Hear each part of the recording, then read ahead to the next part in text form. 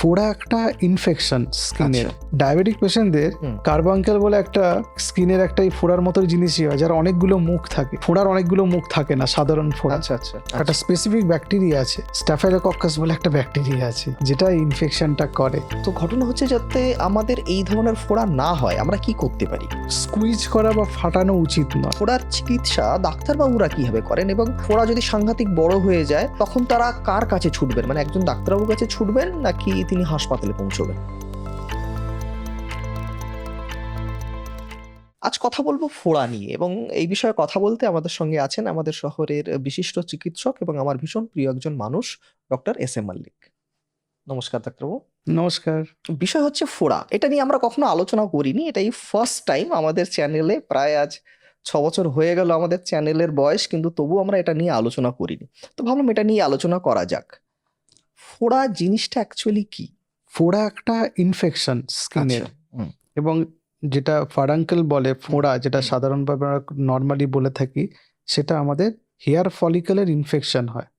এটা একটা bacterial infection, আচ্ছা, এবং তার জন্য যেহেতু ওখানে ইনফ্লামেশন হয়, যে কোনো জায়গায় ইনফ্লামেশন হলে সোয়েলিং হতে পারে, রেডনেস হতে পারে, এবং সেখানে যেহেতু রক্ত কণিকাগুলো এই ইনফেকশনটাকে কন্ট্রোল করার জন্য ছুটে আসে, হুম, বিশেষত শ্বেত রক্ত কণিকাগুলো, হুম, হুম, তারা যখন নষ্ট হয়ে যায় তখন সেখানে পুঁজ ফর্মে জমতে থাকে, তার সঙ্গে অনেক ইনফ্লামেটরি সিক্রিশনসগুলো থাকে, সব মিশে একটা পুঁজের আকার ধারণ করে, বা একটা সোয়েলিং বা লাল রঙের বা উঁচু একটা জায়গা তৈরি করে, সেটাকে আমরা ফোঁড়া বলি। তার মানে ফোড়া আমরা যেটাকে বলছি সেটা ওই লোমকূপের গোড়া থেকেই তৈরি হচ্ছে বা তৈরি সৃষ্টি হয়, হচ্ছে। হ্যাঁ, এবং এটা একটা ব্যাকটেরিয়াল ইনফেকশন। একটা আচ্ছা, স্পেসিফিক ব্যাকটেরিয়া আছে, আচ্ছা, স্ট্যাফাইলোকক্কাস বলে একটা ব্যাকটেরিয়া আছে, আচ্ছা, আচ্ছা। যেটা ইনফেকশনটা করে মোস্ট অফ দ্য কেসেস। এবং এটা শরীরের যে কোনো জায়গায় হতে পারে।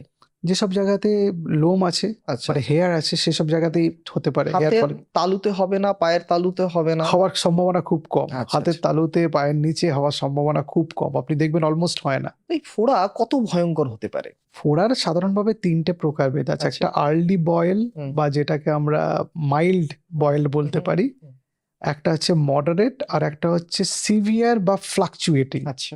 এই 3টে গ্রেড হয়। হুম, আর আর্লি বয়েল মানে যেখানে একটা ছোট্ট হুম, বা একটা লোম ফোড়ার মতো হয়েছে, হুম, উঁচু একটা ছোট্ট জিনিস।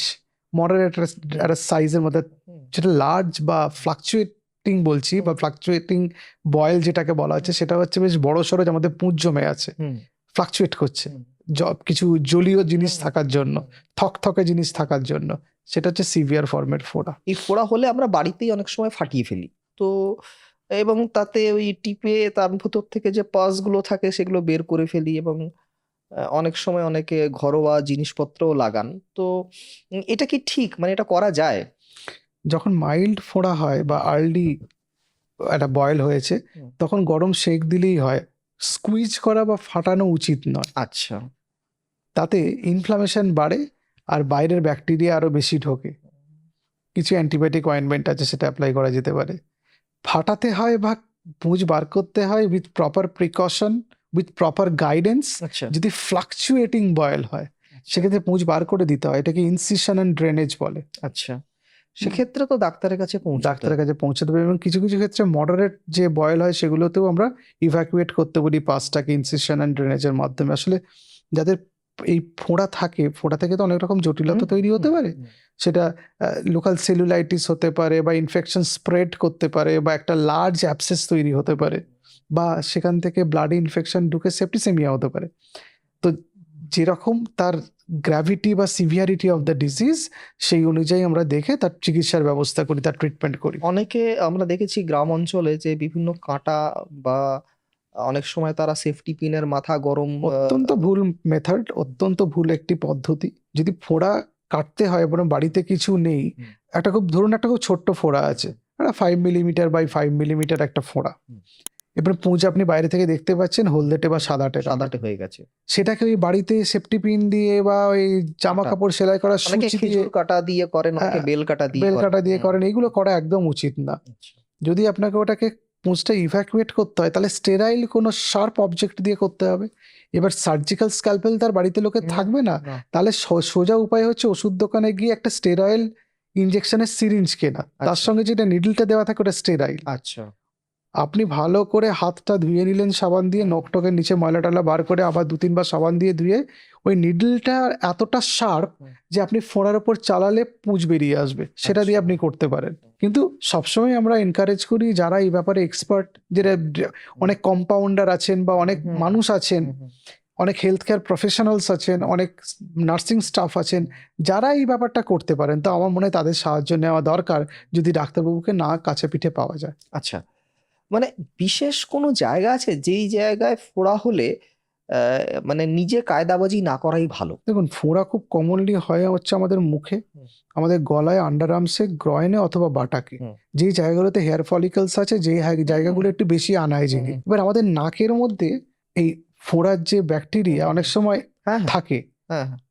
স্ট্যাফিলোককাস অরিয়াস আমাদের নেজাল ক্যাভিটির মধ্যে অনেক সময় বসবাস করে। চান্সেস অফ ইনফেকশন মুখের মধ্যে অনেক বেড়ে যায়। আচ্ছা, এবার মুখের এই জায়গাটাকে বলে ডেঞ্জার এরিয়া অফ ফেস। আচ্ছা। এখানে কোনো ইনফেকশন হলে এই জায়গাটা একটা ট্রায়াঙ্গুলার জায়গা, এই জায়গায় কোনো ইনফেকশন হলে আমাদের ইনফেকশন ব্রেনে ক্যাভার্নাস সাইনাসে চলে যায়, সেখানে ক্যাভার্নাস সাইনাস থ্রম্বোসিস হতে পারে। আচ্ছা। সেটা একটা কঠিন অসুখ। তো মুখের মধ্যে কোনো ফোঁড়া হলে খুব বেশি নিজেরা দায়িত্ব নিয়ে চিকিৎসার নিদান না করে আমরা একজন ডাক্তারের কাছে যাওয়া দরকার। আর যাদের রেকারেন্ট বয়েল হচ্ছে বা ইনফেকশন হচ্ছে, যাদের বারবার ফোড়া বারবার ফোড়া হচ্ছে, তাদের মিপুরোসিন অয়েন্টমেন্ট নাকের মধ্যে অ্যাপ্লাই করতে পারেন। তা নাকের মধ্যে সব ব্যাকটেরিয়াগুলো থাকে, আনহাইজিনিক ব্যাকটেরিয়াগুলো, বিশেষ করে মানে স্ট্যাফিলোকক্কাস, সেগুলো তাহলে মারা যাবে। ইনফেকশন ছড়াচ্ছে ব্যাকটেরিয়া মানে বয়েল হয়ে, এটা সেলুলাইটিসের মতো হয়েছে, specially in case of diabetic patient বা যাদের ইমিউনো কম্প্রোমাইজড পেশেন্ট, যারা এইচআইভি ইত্যাদি আছে, তাদের ক্ষেত্রে খুব দ্রুত ছড়িয়ে যেতে পারে। তো তাদের ক্ষেত্রে খুব দ্রুত একজন ডাক্তারবাবুর কাছে গিয়ে চিকিৎসা নিদান নেওয়া দরকার। তবে ফোঁড়ার যদি আপনি ওভারঅল ট্রিটমেন্ট আমাকে বলতে বলেন, মাইল্ড হলে, মাইল্ড বা আর্লি বয়েল হলে সেখানে গরম সেক দেওয়া, মুপুরোসিন অয়েন্টমেন্ট লাগানো, সেখানে ম্যাগনেসিয়াম সালফেটকেও মেশাতে পারেন, নাও মেশাতে পারেন। নর্মাল এমনি গরম জলের মধ্যে বাড়িতে যদি কোনো অ্যান্টিসেপটিক সলিউশন থাকে সেটা ব্যবহার করেও করতে পারেন। মডারেট বয়েল হলে অ্যান্টিবায়োটিক ট্যাবলেট আমরা খেতে দিই, সেখানে ওই গরম সেক দেওয়া বা আর ওই মলম লাগানো চলতে থাকে। কিন্তু লার্জ যেগুলো হয় সেগুলোতে অ্যান্টিবায়োটিক লাগে, প্লাস ইনসিশন ড্রেনেজ লাগে। এরকম অনেক ফোঁড়া হয়, বিশেষ করে পেরিয়ানাল অ্যাবসেসগুলো, মলদ্বারের কাছে এরকম বড় বড় অ্যাবসেস হয় না, প্রচুর পুঁজ জমে, সেগুলো হসপিটালে ভর্তি করে ড্রেনেজ করতে হয়, কেটে বার করা, অ্যান্টিবায়োটিক চলে। এবং ডায়াবেটিক পেশেন্টদের ভীষণ এটা হয় এবং ভীষণ কমন, তাদের অনেক বেশি করে এটা হতে থাকে।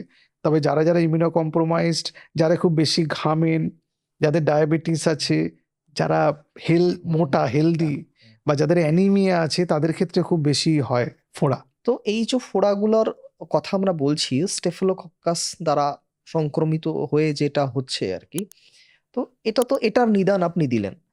তো ঘটনা হচ্ছে এইরকম ফোড়ার মতন দেখতে আরো অনেক কিছুই হয় আমাদের শরীরে। হ্যাঁ, হতে পারে। তো মানে তারা কি করে এটাকে ডিফার করবেন যে এটা সাধারণ ফোড়ার কথা যেটা আমরা আজকে আলোচনা করছি এবং বাকিগুলো আলাদা? না হলে তো দেখা গেল সেখানেও ইনসিশন দিয়ে দিল লোকে, সেখানেও গরম সেক দিল হ্যাঁ, এবং একটা গন্ডগোল তৈরি হয়ে গেল।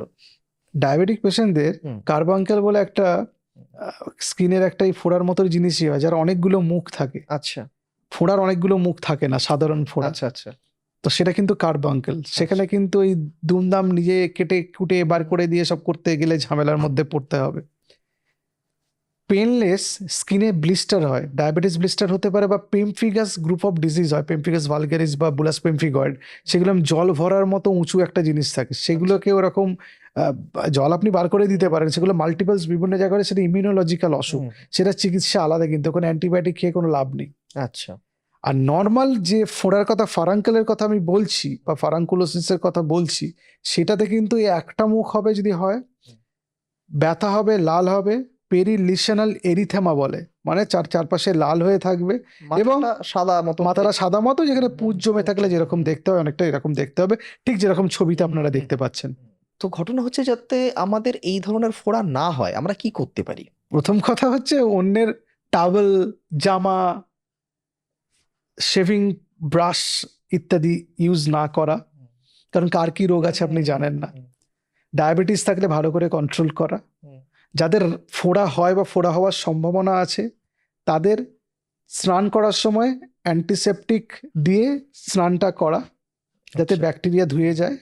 যাদের বারবার ফোড়া হচ্ছে, নাকের মধ্যে ব্যাকটেরিয়া থাকতে পারে, সেটা ট্রিটমেন্ট করা অ্যান্টিবায়োটিক অয়েন্টমেন্ট নাকের মধ্যে লাগানো, ওজন বেশি থাকলে সেটাকে কমানো, হিমোগ্লোবিন কম থাকলে সেটাকে বাড়ানো, রেগুলার ফিজিক্যাল অ্যাক্টিভিটি করা, যারা বেশি ঘামেন ঘামের পর ঘামটাকে মোছা, পারলে দিনে 2 থেকে 3 বার গ্রীষ্মকালে স্নান করা, এগুলো হচ্ছে প্রিভেন্টিভ মেজার্সের মধ্যে পড়ে। তাহলে ঘটনা হচ্ছে এই যে ফোড়া, এই ফোড়ার চিকিৎসা ডাক্তারবাবুরা কিভাবে করেন, এবং ফোড়া যদি সাংঘাতিক বড় হয়ে যায় তখন তারা কার কাছে ছুটবেন, মানে একজন ডাক্তারবাবুর কাছে ছুটবেন নাকি তিনি হাসপাতালে পৌঁছবেন?